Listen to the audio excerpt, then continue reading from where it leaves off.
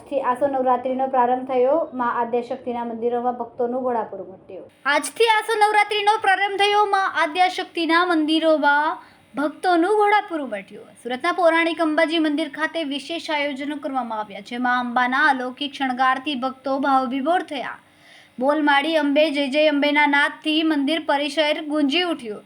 ભક્તોએ શ્રીફળ, ચુંદડી અને પ્રસાદ માં અંબાને અર્પણ કરીને ધન્યતા અનુભવી. આજે પહેલું નોરતું, તો આપણે કઈ પ્રકારની વ્યવસ્થા કરી છે મંદિરમાં? પહેલા નવરાત્રએ ભક્તોને રેલિંગ લગાવવામાં આવી છે, પાણીની સગવડ કરવામાં આવી છે, તેમજ પ્રસાદ કોઈ બી એ લોકોને ધક્કાટુકી નહીં હોય એ માટે બધા ભક્તોની સગવડ કર્યા.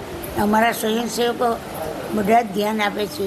અમે પાર્કિંગની પણ સગવડ કરી છે કે ઉંમરલાયક વડીલો, સિનિયર સિટીઝન હોય તે ચાલી નહીં શકે એટલે અમે ભાડે રાખીને પાર્કિંગની વ્યવસ્થા કરવામાં આવી છે.